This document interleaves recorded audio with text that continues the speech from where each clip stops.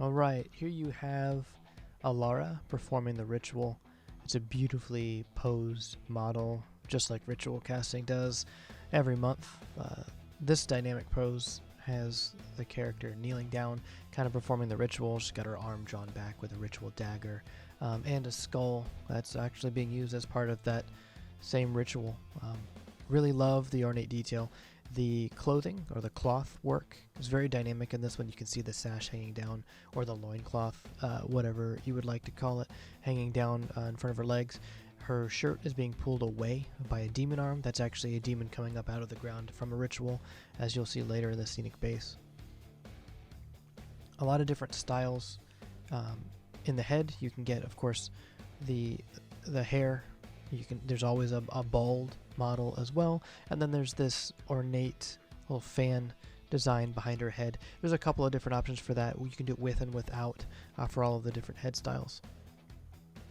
But it's a wonderful pose.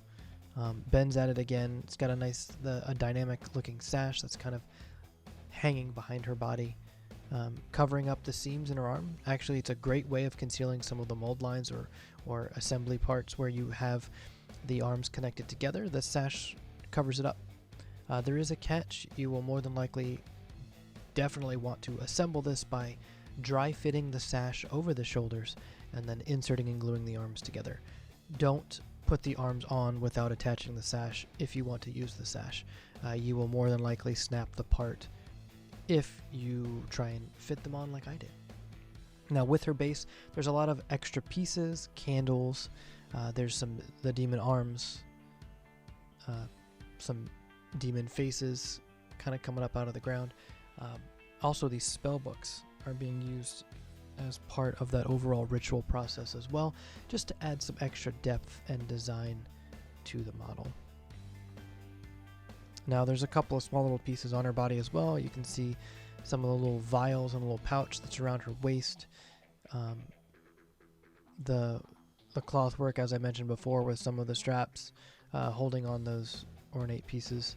And again, here we see how that demon arm is supposed to basically hook onto her clothes.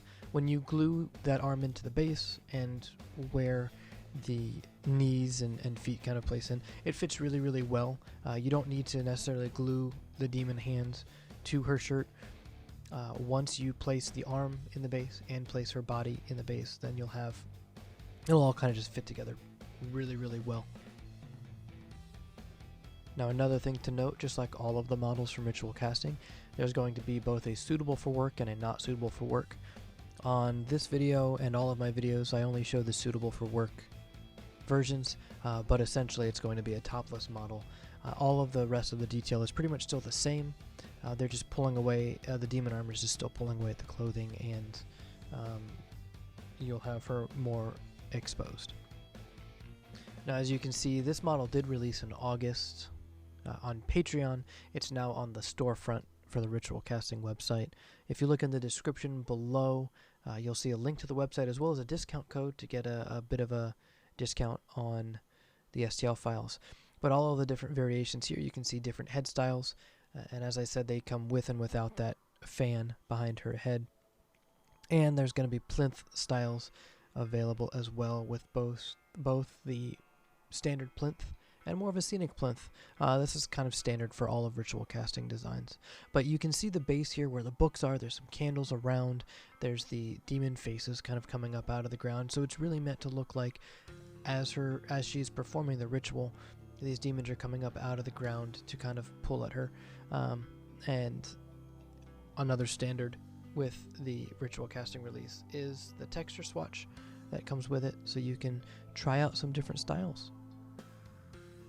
So here is Alara in her act of performing the ritual. I hope you enjoyed this video.